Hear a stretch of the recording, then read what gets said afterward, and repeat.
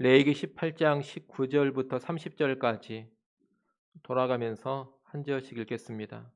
너는 여인이 올경으로 불결한 동안에 그에게 가까이하여 그의 하체를 범하지 말지니라.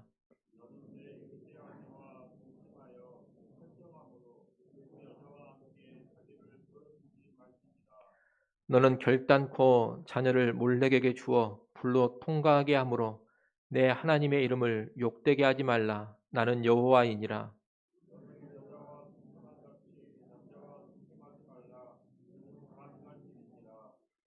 너는 짐승과 교합하여 자기를 더럽히지 말며 여자는 짐승 앞에 서서 그것과 교접하지 말라. 이는 문란한 일이니라.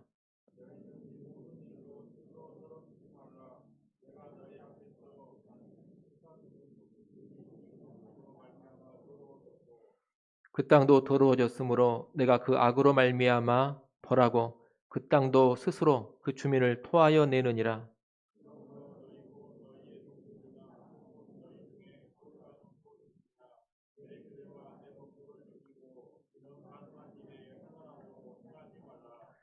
너희 전에 있던 그 땅 주민이 이 모든 가증한 일을 행하였고 그 땅도 더러워졌느니라.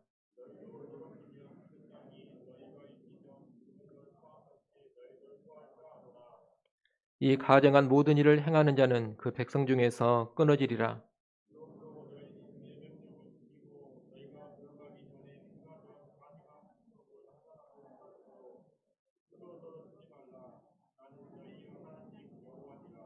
아멘. 레위기는 18장에서부터 일상 삶에서의 거룩이 본격적으로 언급되고 있습니다. 이스라엘 백성은 일상의 삶에서 애굽의 풍습과 가나안의 풍습을 따르지 않아야 합니다. 대신에 여호와 하나님의 법도와 여호와 하나님의 규례를 따라 행해야 합니다. 이방의 풍습을 따르지 않고, 다시 말하면 세상의 풍습을 따르지 않고 오직 하나님의 말씀을 따라 살아가는 것, 이것을 거룩이라고 말할 수가 있겠습니다. 이것이 거룩인데, 일상에서의 거룩은 가장 먼저 성적인 영역에서 나타나야 합니다. 성적인 거룩과 연관해서 오늘 본문은 근친 상간 금지에 관한 규례를 18장에서 가장 먼저 이야기해 주고 있습니다. 이 근친혼 금지, 근친 상간 금지에 관한 규례는 우리가 지난 시간에 살펴봤습니다. 언약 백성은 근친 간에 결혼하거나 근친 사이에 동침하는 일을 하지 않아야 한다는 겁니다. 근친혼 금지 규례에 이어지는 오늘 본문에서는 이제 추가로 몇 가지 금지된 성관계를 더 언급하고 또 몰렉 숭배를 금지하고 있습니다. 먼저 근친혼에 이어서 추가로 금지된 성관계를 보자면 19절에 올경 중에 있는 여인과 동침하면 안 된다 그럽니다. 올경 중에 있는 아내와 동침하는 것은 심각한 죄악으로 간주되지는 않습니다만 의식상 부정한 것으로 간주가 됩니다. 그래서 금하는 겁니다. 이 규례는 다른 금지된 성관계와 달리 신약 시대에는 해당 사항이 없다는 것을 참고로 알아두시면 좋겠습니다. 20절에서는 이웃의 아내와 동침하는 일을 금합니다. 이웃의 아내와 동침한다는 것은 간음 또는 불륜의 죄를 말하는 겁니다. 간음죄, 불륜죄를 저지르지 말라는 겁니다. 22절에서는 남자와 남자가 동침하는 일, 다시 말하면 남색에 대한 금지 규정입니다. 이 남색에 대한 금지 규정은 그저 남자와 남자가 동침하는 일뿐만이 아니라 여자와 여자가 동침하는 일도 금하는 그런 조항으로 이해할 수가 있겠습니다. 한마디로 22절의 조항은 동성애를 금지하는 규정입니다. 이 동성애라는 것은 창조 질서의 근거에서 하나님이 짝지어 주신 남녀 간의 아름다운 결합의 원리를 깨트리는 패역한 죄악입니다. 그래서 성경 전반에 걸쳐서 이 동성애를 금지하고 있습니다. 대표적으로 로마서 1장 26절, 27절 말씀이 있습니다. 우리가 그 말씀은 한번 찾아보도록 하겠습니다. 로마서 1장 26절, 27절입니다.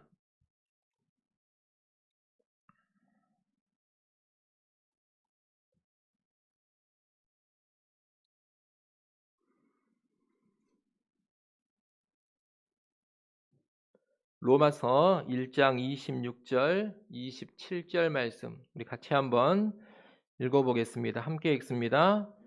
이 때문에 하나님께서 그들을 부끄러운 욕심에 내버려 두셨으니 곧 그들의 여자들도 순리대로 쓸 것을 바꾸어 영리로 쓰며 그와 같이 남자들도 순리대로 여자 쓰기를 버리고 서로 향하여 음욕이 부릴 듯하며 남자가 남자와 더불어 부끄러운 일을 행하여 그들의 그릇됨에 상당한 보응을 그들 자신이 받았느니라. 아멘. 이 말씀에 보면 남자와 남자, 여자와 여자가 성욕이 일어나 동침하는 것을 가리켜 순리가 아닌 영리다, 그렇게 말씀하고 있습니다.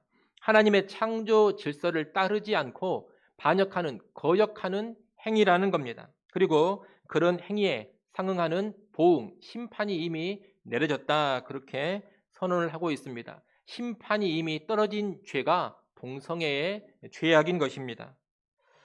성경이 이렇게 명백히 동성애를 금지하고 있음에도 불구하고 요즘에는 동성애와 연관된 우호적인 분위기가 강하게 나타나고 있습니다. 심지어 예수 믿는 그리스도인들 가운데서도 동성애를 찬성하고 지지하는 그런 사람들이 꽤 됩니다. 이 사람들은 동성애를 금지하는 성경의 말씀을 특수한 상황에 상해지는 죄악된 동성애만 금지하는 말씀들이다, 그렇게 주장을 합니다. 동성애 자체를 금하는 것이 아니라 죄악된 동성애만 금지하는 말씀들이다, 이렇게 해석을 한다는 겁니다. 그래서 그들은 성경이 금지하는 동성애는 우상을 숭배하는 신전에서 행해지는 동성애, 또는 힘 있는 사람이 힘없는 사람을 강제로 범하는 동성애, 다시 말하면 강간이나 착취와 연관된 동성애, 또는 하나님의 주권을 무시하고 제멋대로 행하는 그런 차원의 동성애, 이런 동성애만 성경이 금지하는 것이다, 이렇게 주장을 합니다. 그러면서 그런 동성애가 아닌 서로 사랑하는 마음에서 행하여지는 그런 동성애는 아무런 문제가 없고 죄도 아니다라고 말합니다. 이들은 동성애와 연관해서 죄가 되는 동성애와 죄가 되지 않는 동성애를 구분합니다. 그리고 성경이 금하는 동성애는 죄악된 동성애일 뿐이라고 강변을 합니다. 죄가 아닌 동성애는 그러기에 아무런 문제가 없다는 겁니다. 하지만 그런 설명은 억지입니다. 제가 이 시간에 자세하게 설명할 수는 없겠습니다만 동성애를 금하고 있는 성경의 명령들을 보면 특수한 상황의 동성애가 아니라 일반적인 동성애 자체를 금지하고 있다는 것을 어렵지 않게 이해할 수가 있습니다. 여러분, 죄가 되는 동성애, 죄가 되지 않는 동성애가 따로 있는 것이 아닙니다. 성경은 모든 동성애 행위는 그 자체로 죄악된 행위, 하나님의 창조 질서를 거스르는 영리의 행위라고 규정을 하고 있습니다. 그런 여러분은 동성애는 성경이 죄라고 분명히 규정하고 있다는 것을 꼭 기억하시기를 바랍니다. 또 동성애의 성향이 선천적이냐 후천적이냐 이것을 가지고도 논란이 많이 있습니다. 그런데 현재까지 동성애는 선천적이라는 것은 과학적으로 입증된 바가 없습니다. 한때 이 동성애가 선천적으로 타고난다, 이것을 주장하는 논문이 두세 편 나온 적이 있습니다.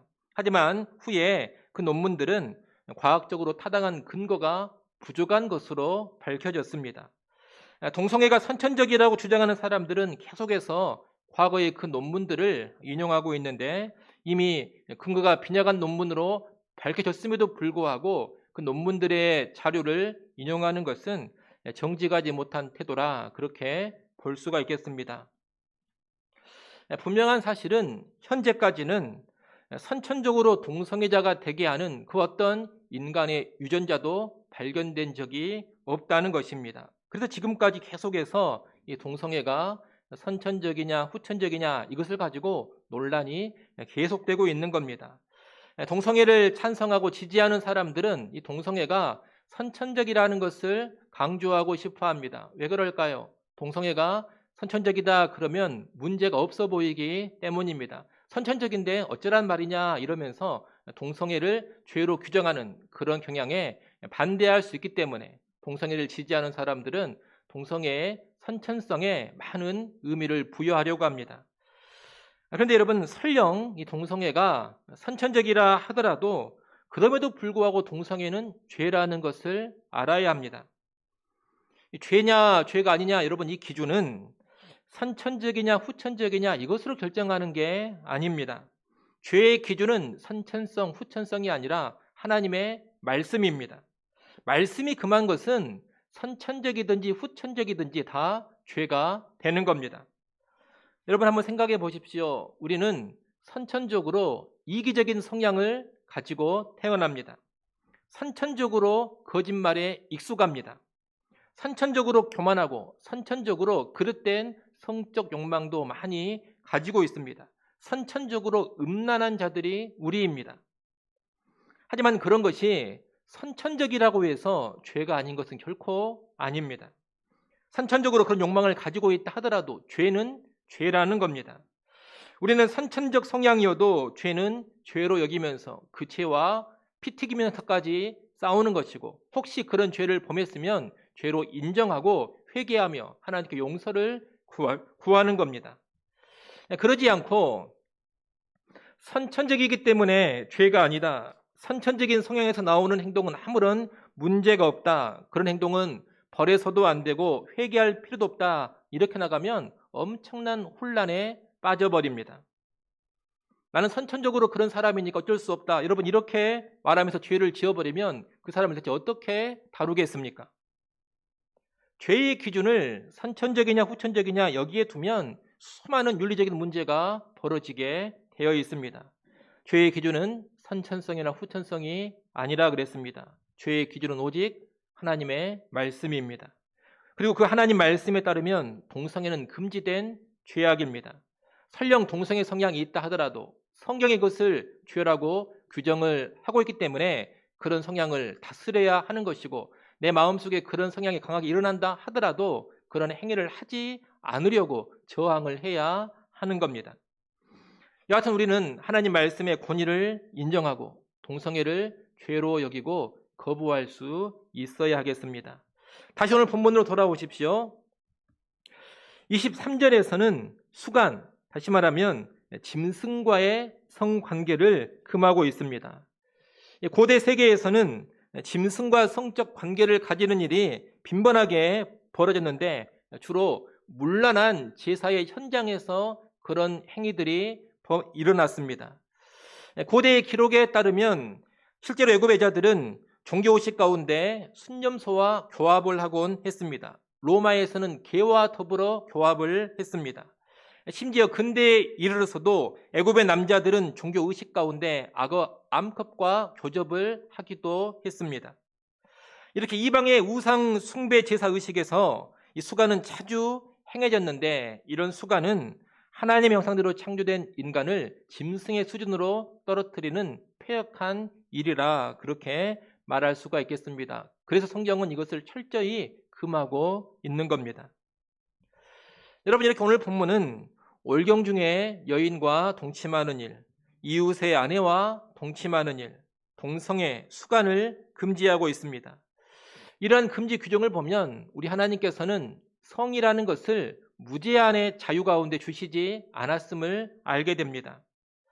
성은 분명 하나님이 주신 축복의 방편이지만 이 성과 연관해서 절제해야 하는 것이 있고 금지해야 하는 것이 있는 겁니다.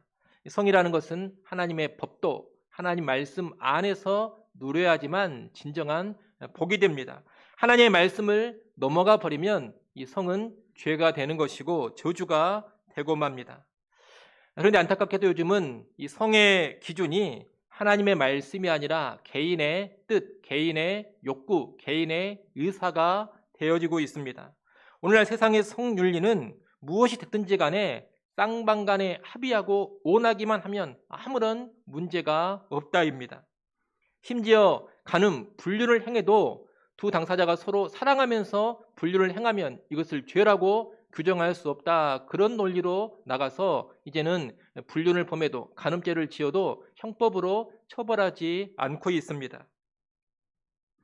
그런 가운데 작은 성추행이나 성희롱에는 정말 민감하게 반응을 하면서도 불륜이나 동성애 같은 것에 대해서는 너무나 관대한 태도를 보이고 있는 것이 지금의 현실입니다. 하지만 하나님을 섬기는 우리는 그렇게 살아가서는 안 됩니다.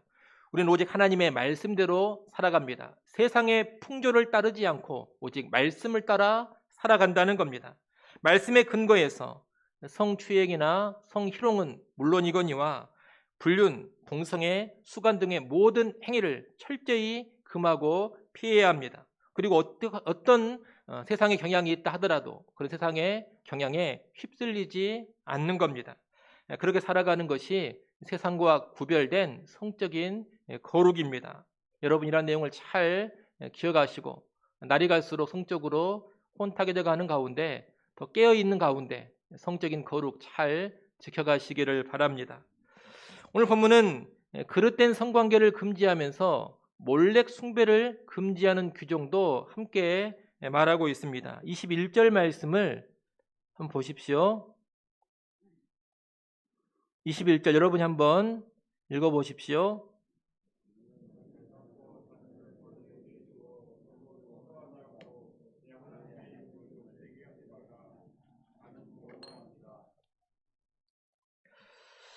(21절) 말씀은 몰렉 숭배를 금지하는 규정인데 이 몰렉 숭배는 우상 숭배로서 영적인 간음이다 이렇게 말할 수가 있겠습니다. 하나님과 언약을 맺은 백성이 하나님을 버리고 다른 신, 다른 우상을 섬기는 것은 무엇과도 같냐? 결혼 서약을 한 사람이 배우자를 버리고 간음죄를 짓는 것과 같습니다. 우상 숭배는 곧 영적인 간음이라는 겁니다. 그래서 영적 간음이라 할 수 있는 이 몰렉 숭배의 금지는 간음죄를 금하고 있는 20절 말씀에 바로 이어서 나옵니다. 20절에서는 육체적인 간음을 금지하고 있는 것이고 21절에서는 우상 숭배와 같은 영적인 간음을 금지하고 있는 겁니다. 특히 우상이 많은데 여러 우상 가운데서 몰렉 숭배를 금지하고 있는 것은 이 몰렉 숭배가 참으로 가증한 우상 숭배이기 때문입니다. 이 몰렉 숭배는 자녀를 불태워서 제물로 바칩니다. 자기 자식을 불태워서 제물로 바치는 일은 정말로 가증한 일이 아닐 수가 없습니다. 그런데 우상 숭배, 영적인 간음에 빠지게 되면 이런 극단적인 행위도 서슴지 않고 행하게 되는 겁니다. 하나님은 이스라엘이 그런 가증한 행위를 함으로써 하나님의 이름을 욕되게 하지 말라고 21절 하반절에서 말씀합니다. 우상 숭배 자체도 하나님의 이름을 욕되게 하는 것인데 자식을 제물로 바치는 그런 우상 숭배는 더더욱 하나님의 이름을 욕되게 하는 겁니다. 언약 백성이 만약 그런 일을 행한다면 하나님의 명성에 심각한 타격, 심각한 손상이 있게 된다는 겁니다. 오늘날은 이런 직접적인 몰렉 숭배는 없습니다. 하지만 다른 모양으로 몰렉 숭배가 나타날 수 있습니다. 바로 부모의 욕망을 위해서 자식을 희생시키는 겁니다. 지금도 많은 자녀들이 부모의 뒤틀린 욕심, 뒤틀린 욕망 때문에 희생이 되어지곤 합니다. 부모의 만족을 위해서 자녀들이 희생되기도 하고 부모의 명예를 위해서, 부모가 원하는 세상의 성공을 위해서 자녀들이 희생되는 그런 경우가 얼마나 많은지 모릅니다. 여러분 이것이 현대판 몰렉 숭배라는 것을 알아야 합니다. 부모의 마음에 어떤 우상이 자리 잡고 있습니다. 그런데 부모 마음 안에 있는 그 우상을 충족시키기 위해서 자기의 자식을 그 우상의 제물로 바치면서 죽여가는 그런 일들이 현대에 비일비재하게 나타나고 있다는 겁니다. 우리 부모들은 그런 가증한 우상 숭배를 속히 그치고 우리의 자녀들을 하나님께 드리며 하나님의 말씀대로 양육하는 그런 태도를 보여야 할 것입니다. 오늘 보면 후반부인 24절부터 30절까지 말씀은 앞서 언급한 가증한 일들을 행하면 땅이 더러워지고 그 땅의 거민을 토하여 낸다는 말씀입니다. 먼저 24절을 한번 보십시오. 24절에 보면 너희는 이 모든 일로 스스로 더럽히지 말라 그렇게 명하고 있습니다. 이 모든 일로 스스로 더럽히지 말라 그랬는데 여기서 말하는 이 모든 일은 지난주에 봤던 근친혼을 비롯해서 오늘 봤던 간음, 동성애, 수간, 몰렉 숭배와 같은 행위들입니다.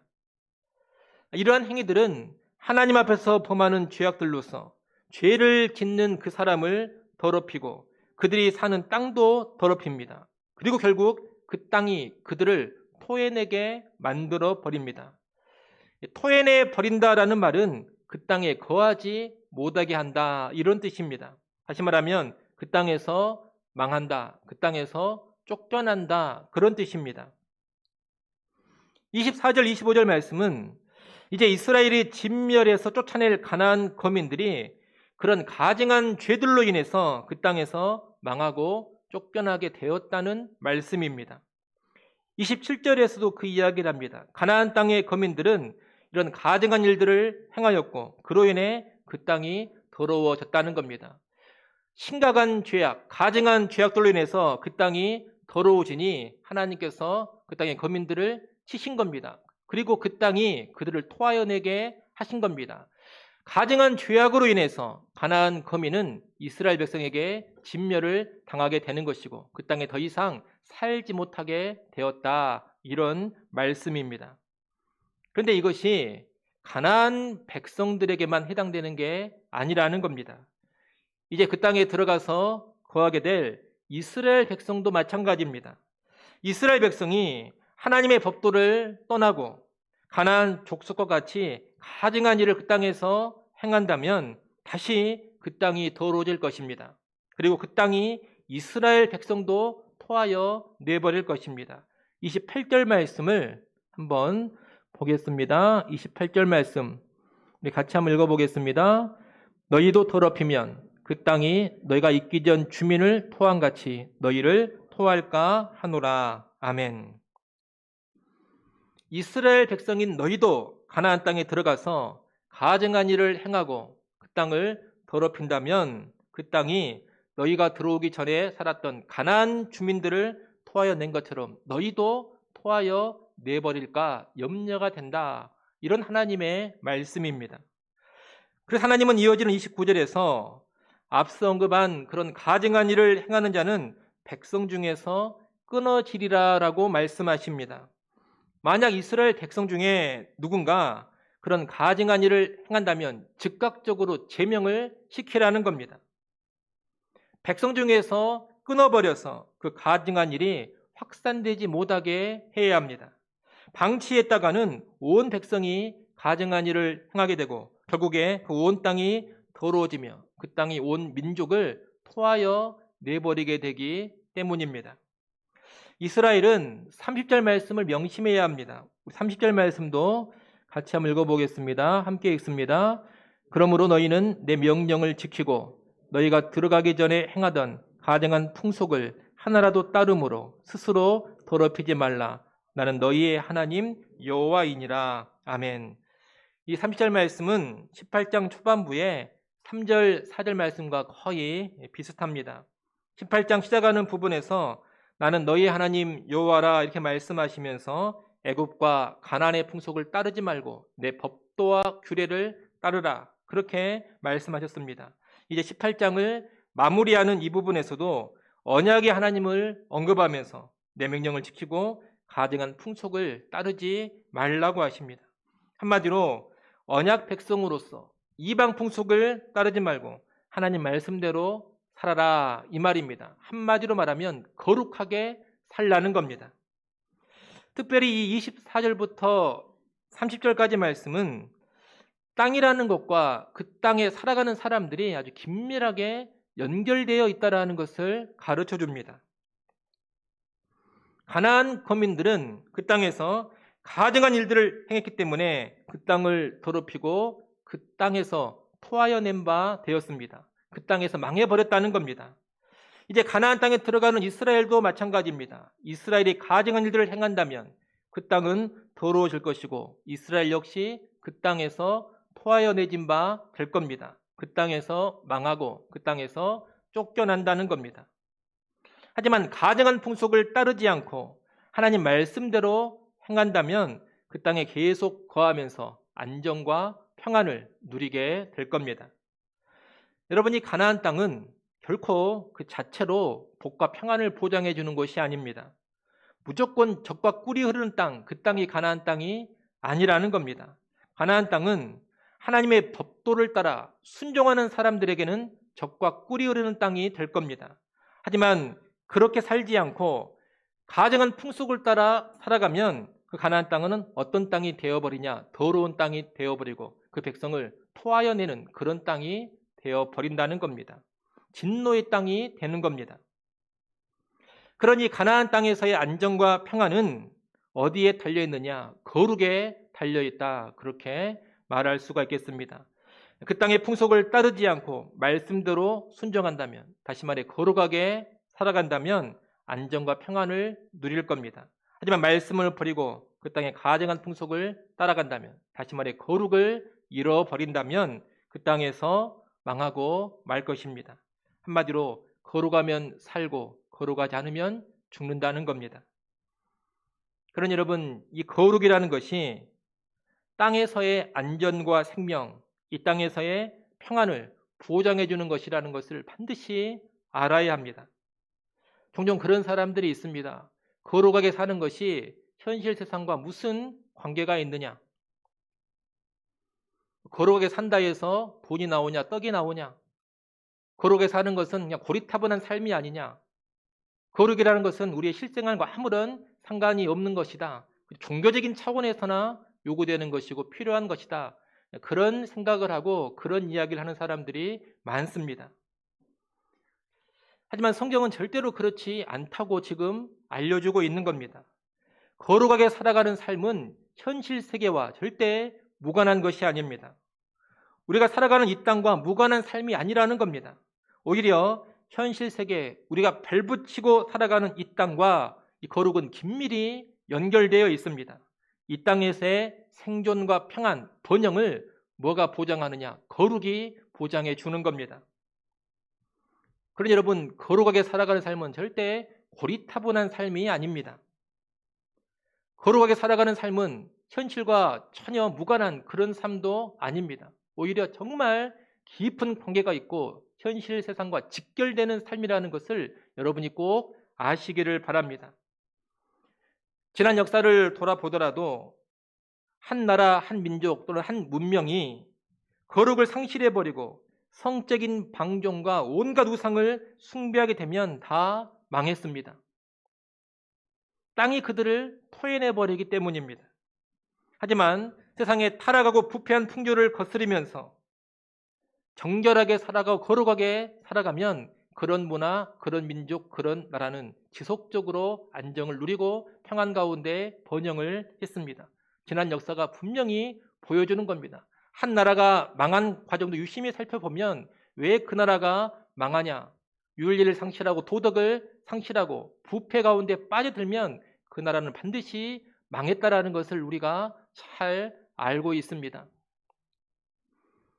그러니 여러분, 거룩을 절대 나의 현실 삶과 무관한 것이다. 그렇게 생각하지 마십시오. 여러분의 자녀들을 잘되게 하고 싶습니까? 여러분, 공부 아무리 잘하고 아무리 좋은 직장 가고 아무리 돈 많이 벌어도 거룩을 상실한 자식이라면 그 땅이 그 자식을 토해내고 말 것입니다. 자식을 거룩하게 키우는 것이 가장 안전하게 키우는 것이고 자식을 거룩하게 키우는 것이 자식을 위해 최고의 보장을 해주는 겁니다.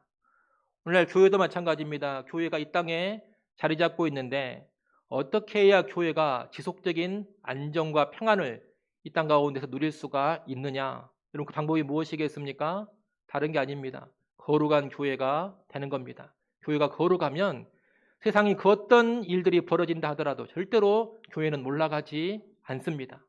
세상을 못 따라가서 교회가 망하는 것이 아니라 거룩을 상실해서 교회는 망하는 겁니다. 개인이나 교회 그리고 나라 민족 다 마찬가지입니다. 거룩을 상실하면 끝장이 나는 겁니다.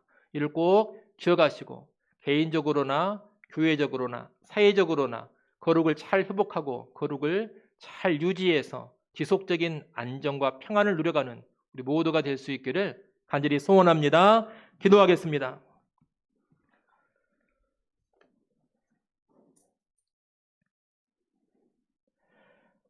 하나님 아버지, 거룩한 삶을 살아야 한다는 말씀을 보았습니다. 오늘 우리가 간음, 동성애, 수간, 올렉 숭배, 기타 우상 숭배와 같은 가증한 행위들을 멀리하게 하시고 오직 하나님 말씀대로 행하는 거룩을 보이게 하여 주시옵소서. 거룩하게 살아서 하나님이 허락하신 땅에서 안정과 평안 누리기를 간절히 바라고 원합니다. 거룩한 삶이 무의미한 삶이 아니라 가장 복된 삶이라는 것을 확신케 하시고 거룩의 삶을 기쁨으로 살아가게 하여 주옵소서. 예수님의 이름으로 기도드리옵나이다. 아멘.